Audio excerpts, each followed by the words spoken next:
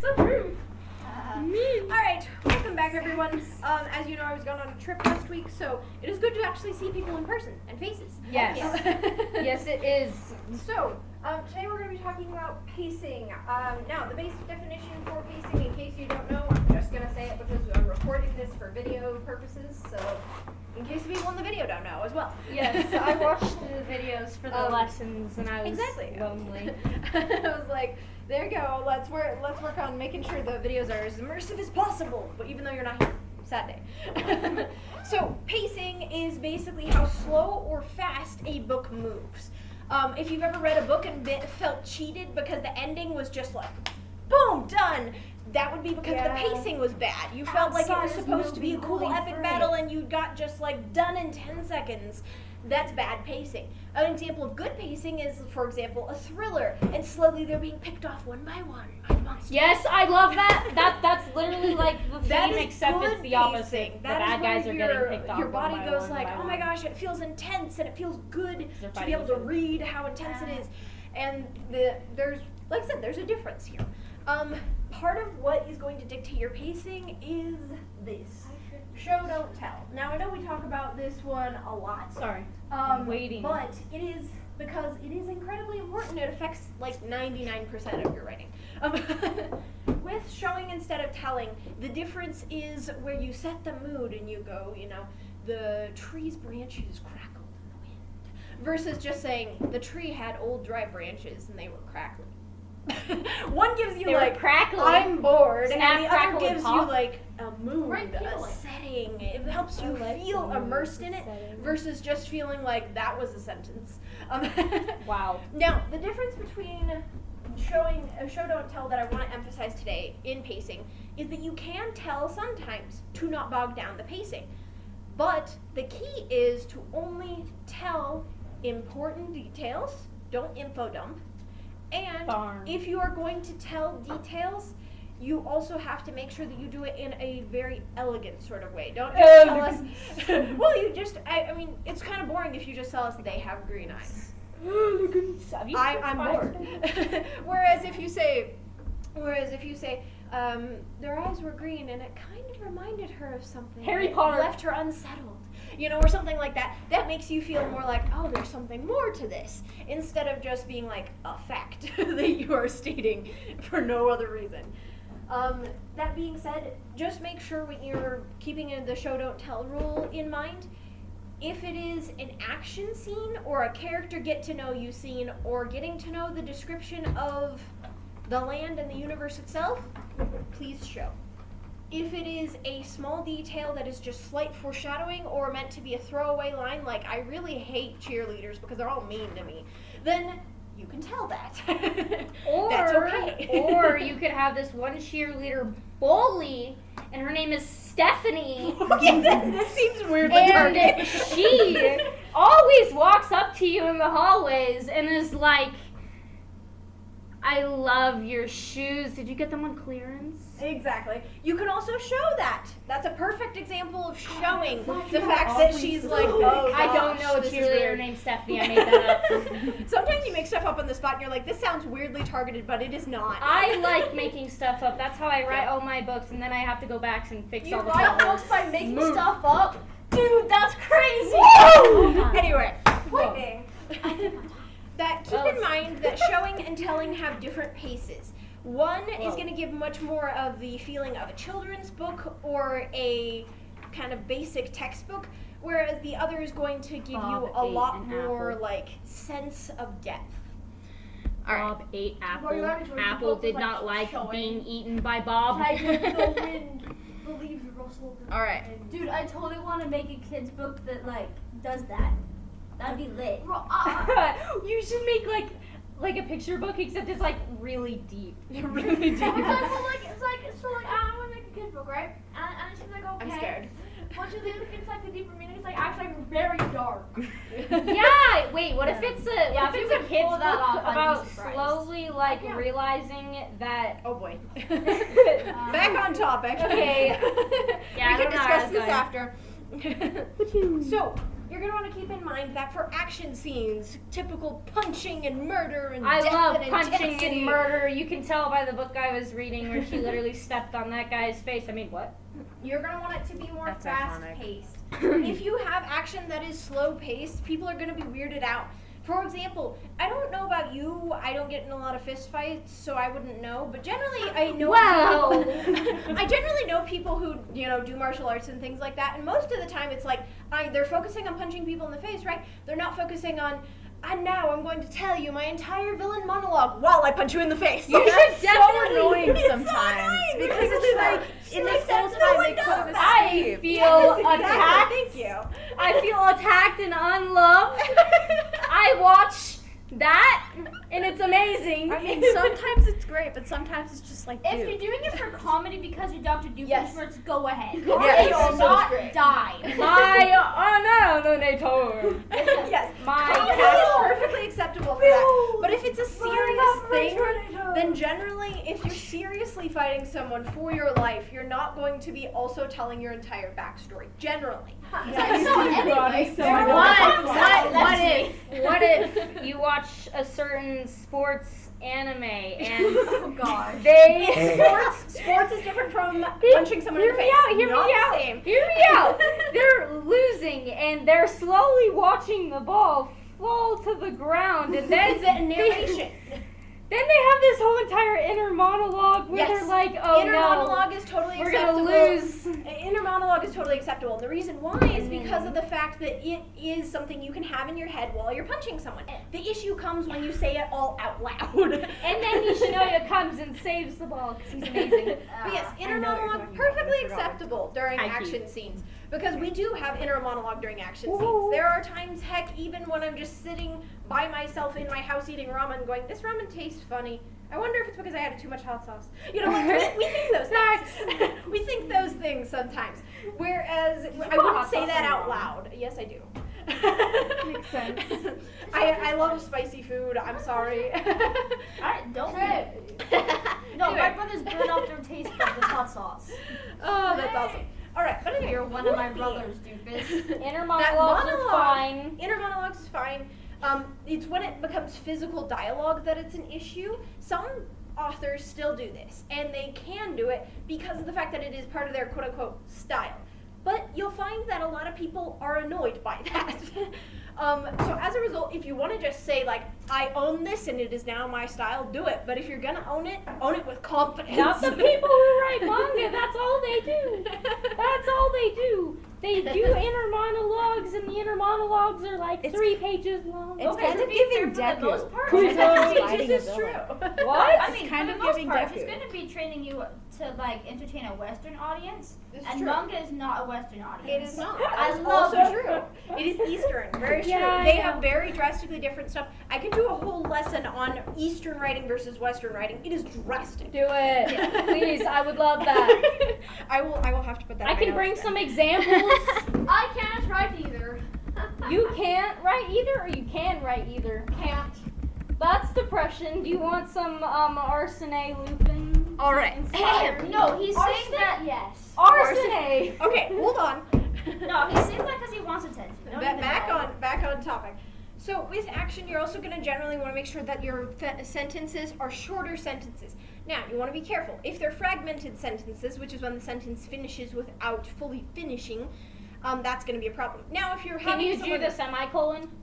semicolon, I wouldn't recommend because that's typically better for like long, slow scenes. Semicolons are supposed to give the idea of slowness, Oh, and not actions in are supposed to give the idea of. I didn't Which know this is in periods the are better action for? context, even though we're No, yeah, talking we're- about action. Yeah. Yes. Semicolons are great for slower talking paced about kick- scenes. punk- Absolutely. kick- punk. With the shorter sentences, Beautiful. though, like I said, make sure that they complete a full So sentence, unless you're intentionally cutting them off because they're about ready to be punched in the face or something. Then I guess you can cut off a sentence. What if Plot twist. what if your guy is fighting this other bro and This is getting increasingly more vague. and they're like this one of them doesn't want to fight and he's like blocking the punches but he's not retaliating. Is he allowed to say a couple short sentences like Yes. stop Yes. I don't want to fight you. No, absolutely. It's more just about the what. Between me and the boy. Yes, it's more about just it's so when I say don't have dialogue, it's attention. more about the people that, like I said, big long sentences where it's like, you killed my father in the most brutal way possible. It was 1976, and it's like, Oh. okay, too much. Oh. Stop talking. Like, What's even worse is when they tell their whole evil plot. Like, yes, why do and they it's like, need don't to know? spoil the evil plot. They Speaking- don't need to know. Speaking of like, you killed my father, blah blah blah. Hands Very down.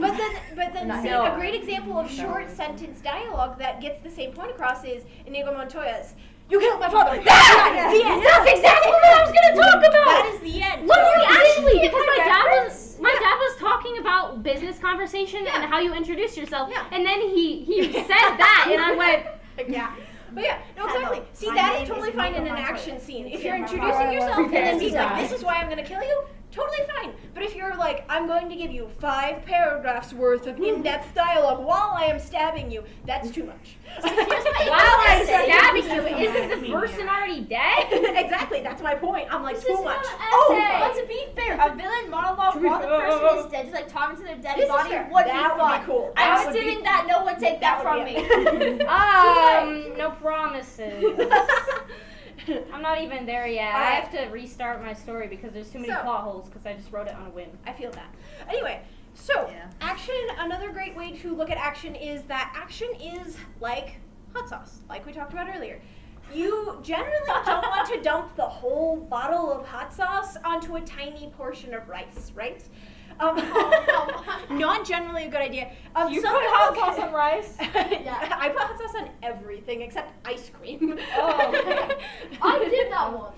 No, Anyway, you didn't. Yes, point I being, did. Yes. Psycho. back on topic, please. I mean, sociopath. My point being that with hot sauce, some people love a ton of hot sauce, right? Those are gonna be your action thrillers where it's just like dumping the action on you and it doesn't stop, it just keeps coming. That's the 13th reality, the book I'm on. That's It's the yeah, I fourth was gonna book. say It's Marvel, insane. 13th Reality, DC, all those The kinds of things. 13th reality is absolutely going crazy right Yeah, now in the book. Exactly, where it's just like all this action Dying. and intensity.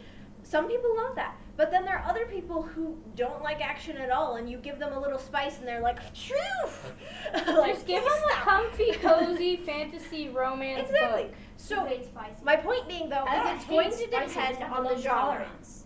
So make sure you look into your genre and Oh, see what no. your genre Yeah. requires for action. However, keep in mind that just like with a good Marvel movie or a good DC movie or a good book like 13th Reality, you want to also have character get to know you scenes and scenes where Oh, things yeah. slow down. If you're just like action 24/7 all the Well, time, there your are- readers are gonna die. There are things that where like there are scenes where they slow down, like when he meets Exactly. this floating face thing and they have like a talk while his friends are like, what is going on? There we go. See, slowing down, getting to know the character, getting to know the world. A great example of this is Captain America and the Winter Soldier. Heck He's yeah, constantly man. trying to be like, Bucky, don't do this. I love and it's Bucky. like, that makes it slow down, right? They aren't just constantly fighting each other. They're like, bro, I love you, please stop. Like, and that makes it so you slow down and you're like, I oh, love you that love the characters sentence. more. I'm writing it down. You love the characters more though because of the fact that you get to know them and get to love them more. Whereas if I you're just love to constantly love Bucky. being like, I'm gonna punch everything in the face and never actually ask anyone's name or bother to tell you my name, that's too far. I'm not saying I'm just like, hey, you looked at me wrong. You should start. It's like, hey, what's your name? Yeah, I'm Gerald. Nice to meet you. Now die. Now immediately die. Yes. That would be so funny. No, that's mine. You got Anyway, it. so next thing that we're going to talk about is with action, it is important to have try and fail cycles. They are crucial to learning any skill, and especially because even if your hero, let's say, is like Captain America and has all these awesome muscles and skills, he still has some moments where he fails, right? Oh yeah. Absolutely abysmally fails. And heck, that's how Bucky became the Winter Soldier. He fell off the side of a train. Like, What? That was a failure. That was an epic failure. He was really devastated about that, right? That's a try and fail cycle where he's trying to save Bucky, he's trying to do that, and he fails ultimately, but then he ends up being able to help him later when it turns out My that he's Winter characters- Soldier. Spoiler alert. Yeah. For anyone who hasn't seen that. Sorry. My character is definitely that the story starts off with all of their backstories, and his backstory is that he fails so bad that now he has like an inferiority complex, and he's like, I need to gain back somebody's trust, and I need to be able to have a sense of accomplishment, so I'm going to go join this place. Fair enough. So, with try and fail cycles, you need to remember that a perfectly executed, beautiful, elegant action scene is just as beautiful as watching someone fail. The reason why is because of the fact that it's relatable. Hi, When you watch someone fail, you go, oh my gosh, I relate to that. That sucks. I feel for that person.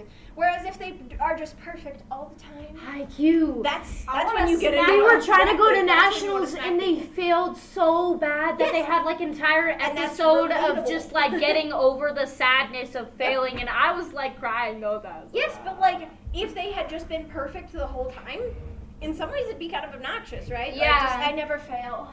it's okay It's because like, okay, stop. yeah, it's okay because the next Oh, season they go to God, they're going that to was a nationals. fantastic character. Thank you. It was though. But yes, the point is that failure scenes are just as compelling as succeeding in action scenes. So don't be afraid to have a lot of failure for your superhero or for your main protagonist. You can have them fail a lot. And that's okay to have them fail a lot. In fact, I would encourage you to have them fail a lot. The more they fail, the better you feel when they finally rise up above it all, right? Yeah. Exactly. Yeah, it's so inspiring. Exactly, it feels good. Every time I watch it, I'm like, I have to go play volleyball, but it's like 100 degrees outside, and I don't want to, but it's too inspiring to ignore. Yes. All right. So we're gonna move on to now. Hi, Dave. Wait, no. Yeah. Slow scenes. Hi, Slow Dave. scenes. Die. So slow scenes are generally gonna be, for example, like in the Lord of the Rings, we are marching across the great and We are powerful marching. countries in order to get to this ring to one side of the continent to the other. Slay. But they run into a lot of action and problems along the way, right? However, there's also some moments where they're just like, oh, this sucks, we don't have any food, or things like that. And that is actually very important too, because then you get to see, what do people do when things go wrong? What do people do in their downtime? And it also helps develop the characters and the setting. Now, the one thing you gotta keep in mind is, unlike Lord of the Rings, a lot of people have a lot shorter attention spans nowadays, so unless you're writing an epic fantasy novel, you generally don't want to describe every bush and tree along the trail. If you're doing an epic fantasy novel, by all means, describe all the bushes and the trees, but otherwise, maybe don't. Yes, Can question. I go to the bathroom? Yes, absolutely. Yeah. Feel free. But yes, so getting to know your characters is crucial to avoid them just becoming a stereotype. When someone is just a walking cardboard cutout of a stereotype, that's not a character, that's just literally a cardboard cutout. It's the equivalent of going into a movie theater and being like, cool, they're gonna have Dwayne The Rock Johnson in it, and it's just a cardboard cutout of him sitting in the corner. Like, you'd feel cheated, right? You'd be like, well, dang, okay then. that was a lie. Unrelated, kind of. Okay, But fair enough. Dwayne The Rock Johnson, in his contract, said that he cannot be in a movie where he doesn't win. That is hilarious. I love that. All right.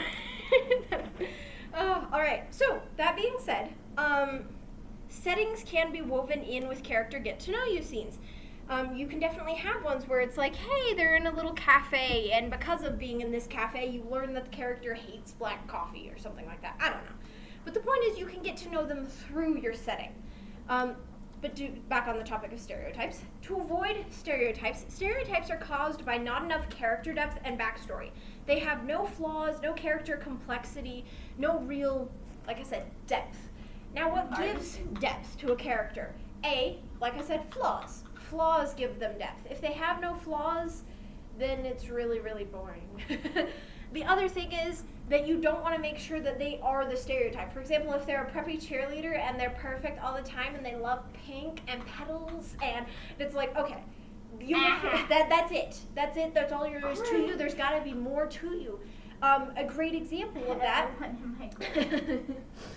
A great example of that, though, is, for example, if there was a cheerleader who is super, super smart, or loves math, or something like that. That's different than the average. They are unique. Or heck, even if they are a cheerleader who secretly has brunette hair, but they hate their brunette hair and would prefer to be a blonde because their mom hates brunettes or something like that. That would be something that develops character and makes you go, oh, they're actually a unique individual and not just a cardboard cutout. Another example of complexities is contradictions. People are actually filled with contradictions. Now, there's a difference between a character contradiction and a true developing of your character contradiction. Now, the difference between a true character contradiction is when the character goes, I will forever hate this one thing, and then all of a sudden they stop hating that one thing. Or, I can speak Chinese, and then all of a sudden they forget how to speak Chinese. That doesn't make sense. However, if you say, hey, I hated this one thing, but now I have learned that there is more to this thing, and I no longer hate it.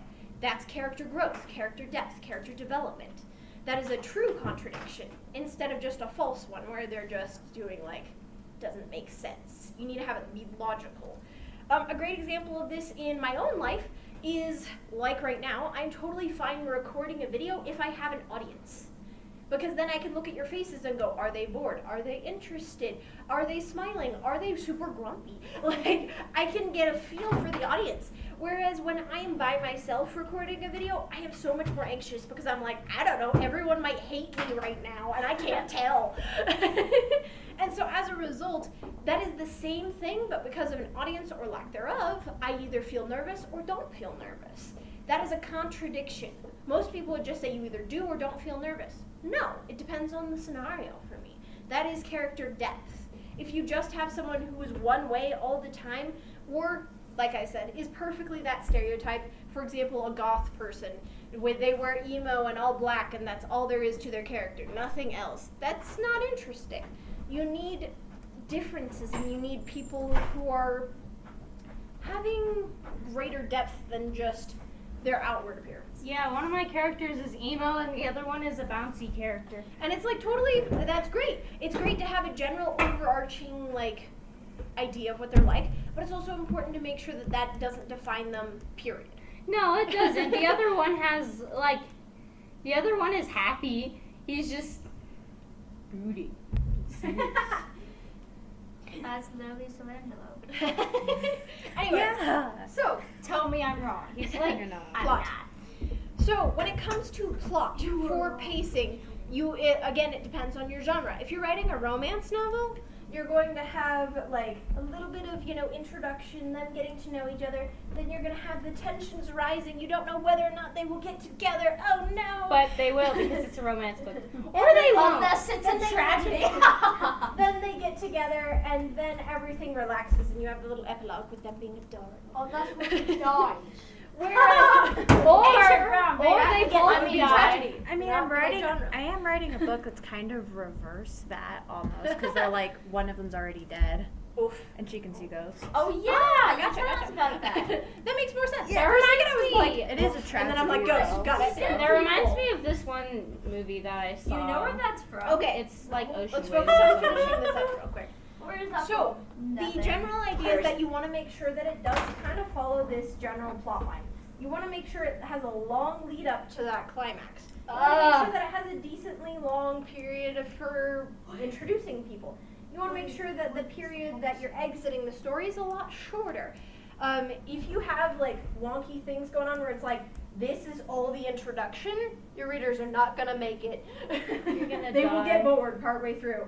If you have a super short introduction, but then you have the longest thing in all of history to get to the climax, again, you've lost your readers. Oh, that's like every romance thing that I've ever watched But before. then Oh it's my also gosh, a right? problem if you go like this. Boop. Your face looks like a vacuum. Because Yeah. there's nothing there. If it's all action and no lengthy parts, then you feel like you skipped something, right? You feel like you've just raced through that. This is generally the problem of what I call the time skip. You can skip time in your novel, yes, but I wouldn't recommend skipping more than maybe a week or two. Once you start skipping months, you should just end it there and start in book 2 a couple months later.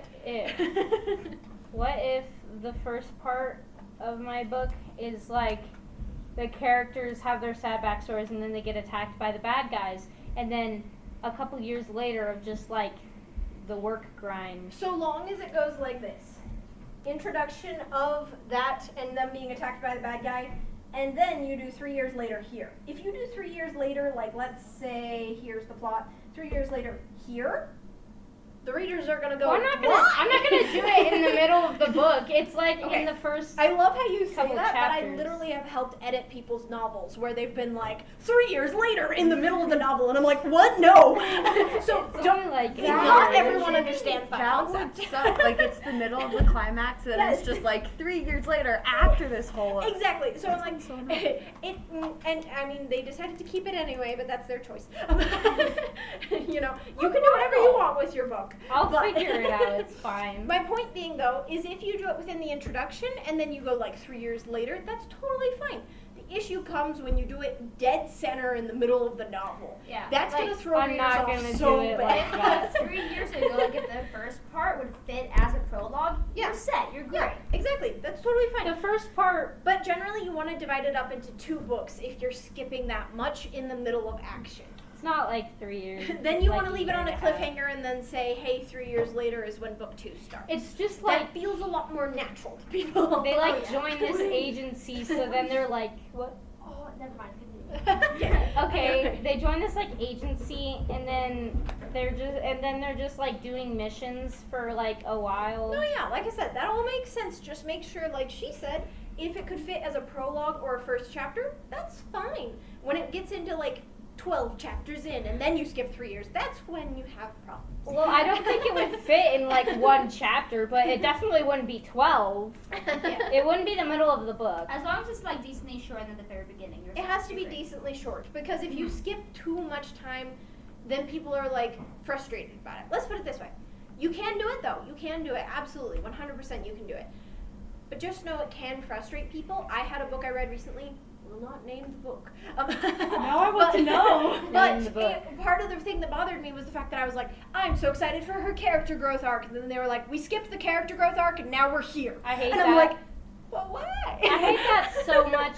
So like Starts it's okay. crying and I've run everything. into books that are good and bad and do it well and badly, and it's Sorry, what? a lot of work.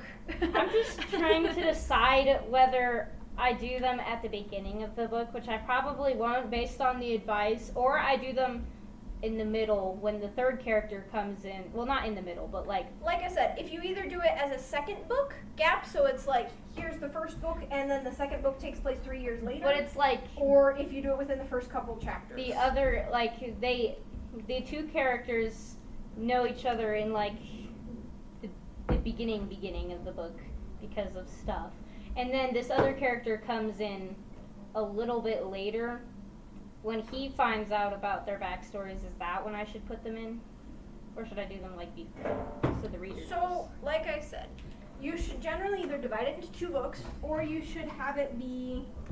That was a terrible plot-looking thing. You should have it be somewhere in here. Okay. You should not have it anywhere near this part of the plot arc. That's when people feel cheated and feel like you skipped way too far ahead. And like I said, some people can keep that and can do that. There are traditionally published books that do that. Just know that you will have a lot of readers like me that are disappointed and sad.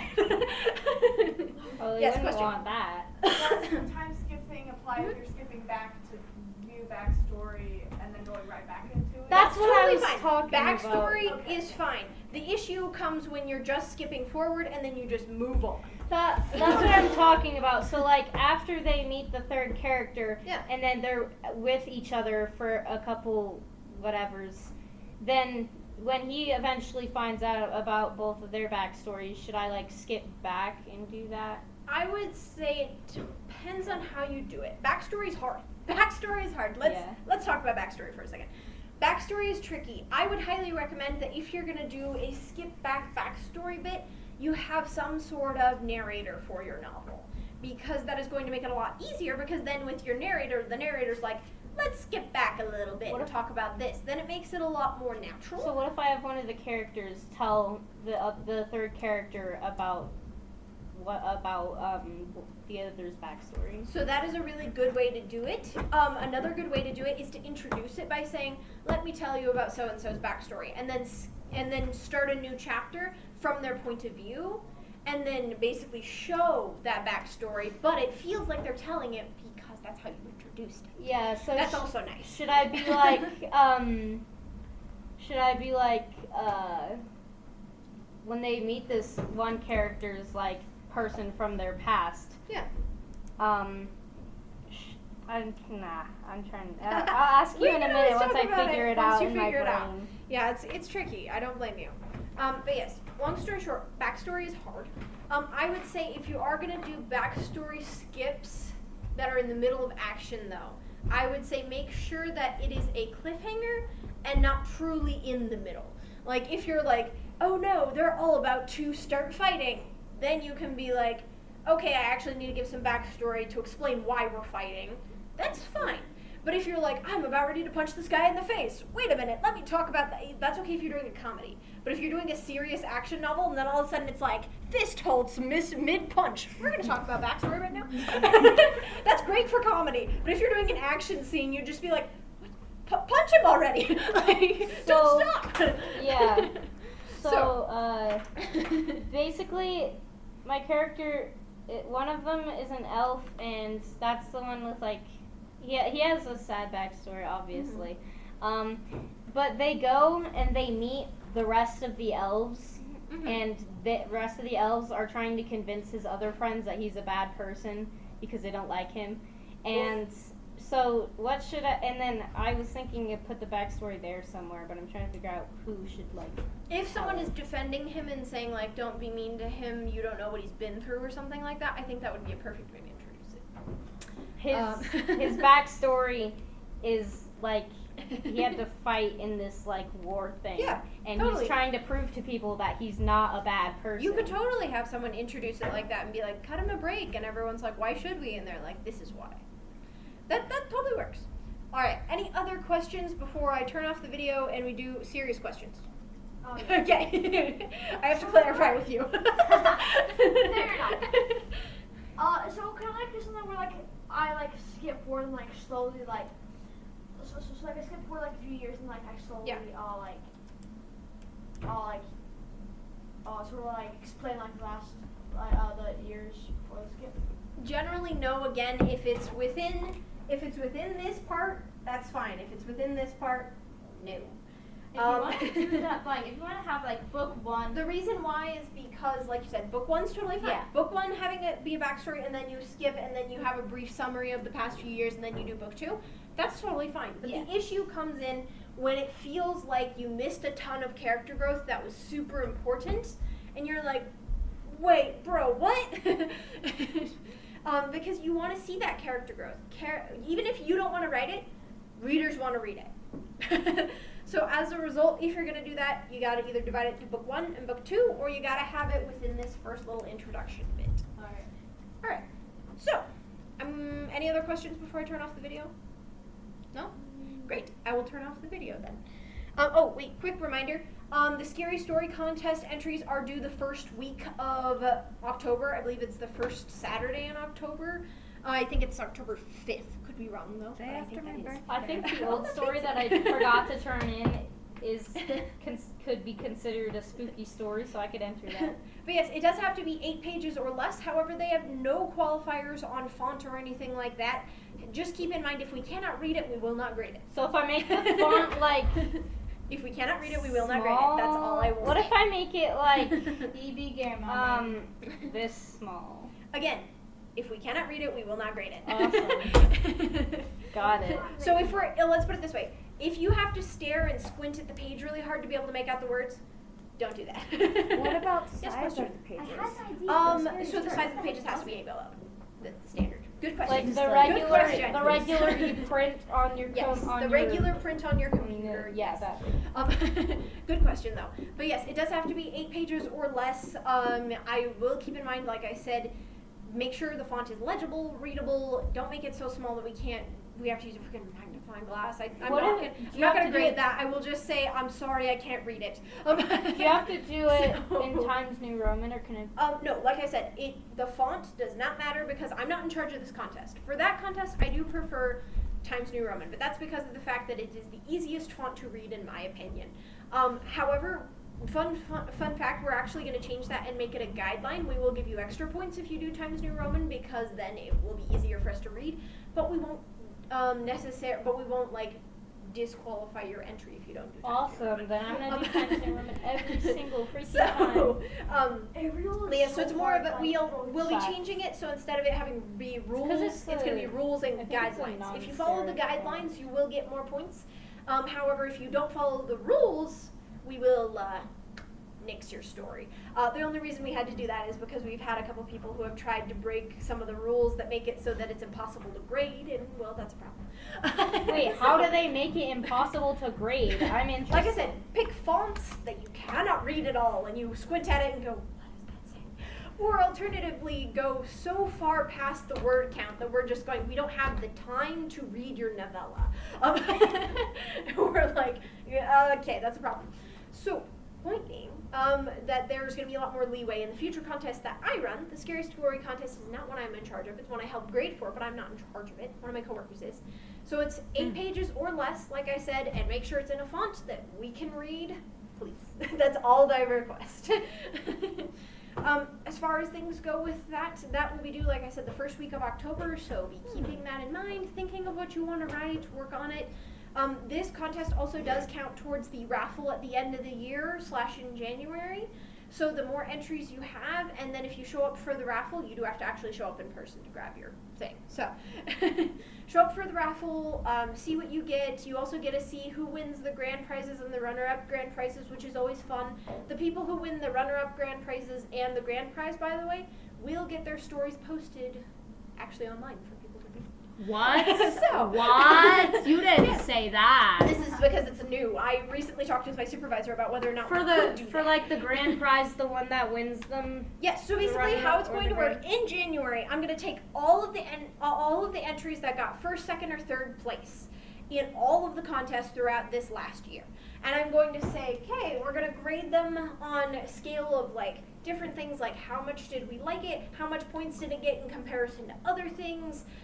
In general, we're going to just keep comparing them until we've narrowed it down to the story that we think was the best winner out of all the contests, and then we'll have one that is the best winner out of all the contests for teens, and one winner that's the best contest out of all the contests for adults. Good, because I don't want to compete against those adults. You will be competing for the overall grand prize, but the runner-up No. grand prize, there will be teens and adults. Okay, good. Because I'm scared. So as a result, by dust basically adults. how it will go is the grand prize will be adults and teens. So that'll be both. Adults And then probably the plan runner-up out their grand prize plot. will be a teen runner-up Yeah, they and probably an do adult runner-up. runner-up. Hmm. So that's how it will work. Then there will also be a I raffle write prize. down And the raffle prize will be a $15 gift card. For every entry that you have entered into the contest the previous year, you will get 1 ticket into the raffle. So if you've entered Sweet. into every single contest, you will get, I think, 6 is how many we're having this year. If you've entered into 1, then you'll have 1 ticket, so on and so forth.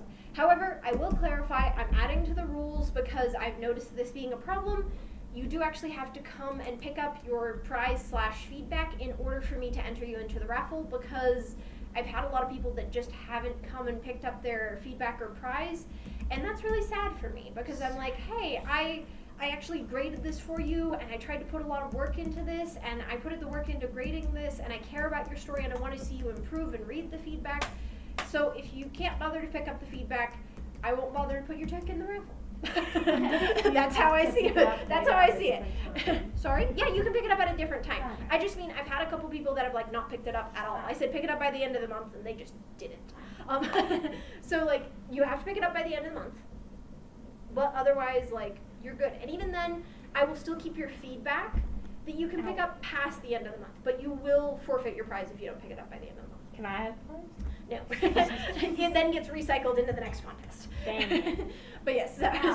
So, as a result, just remember, come pick up your feedback because that will be your ticket into the raffle, is entering and then taking your feedback. Even if you throw it in the garbage afterwards, just take take your feedback so that way I don't have a pile of papers that are just sitting there and I secretly keep hoping people will come pick them up. But like, don't even throw it away. Her feedback is amazing. Thank you. Feedback I is- try. I try really hard to give you Feedback- genuine feedback that'll help you grow as a writer. So I'm Yeah. thank I you, like try. feedback. I like the feedback that I got I'm because glad. most of it, like, it made sense. Like, Yeah. it didn't seem that people were just grading it based on the personal Yeah, we don't preferences. try to do it based on personal preferences. We try to do it based on this is what would make your story better. Yeah, Yeah. most of the stuff So- most of the comments I got on the one I entered a couple Mhm. months ago was just fleshed out more, which is Yeah. fine because I wrote it in like So you're like, I know I need to flesh it out. I wrote it in like 15 days. You're like, so- this makes sense. Okay. Anyway, so moving on. The Scary Story Contest is what's next. After that will be the first chapter contest. So if you want to work on a first chapter, be thinking about it. That one First will be chapter, what's 6,000 that? words or less. What's the first chapter contest? Literally, it is just write your first chapter, have it be 6,000 words or less Of like your book? of your book. Yes. Oh, sweet. I'm gonna enter that. Yes, and that'll be in Even if November. you aren't planning on finishing or Yeah, even if you aren't planning on finishing the book, it's just you turn in the first chapter. Doesn't matter if you never touch that novel again. I got Just it. turn in the first chapter. Heck yeah! Got I it. can abandon a story and not feel bad about it. Let's go. But yes, as long as it's less than 6,000 words, I will reiterate. We have decided, as me and the other judges, that we just do not have the time to grade more than 6,000 words. 6,000 words. 6,000 is the words hard for one limit. chapter is a lot. Yes, exactly. It's a lot. It's like as a- Brandon Sanderson a lot.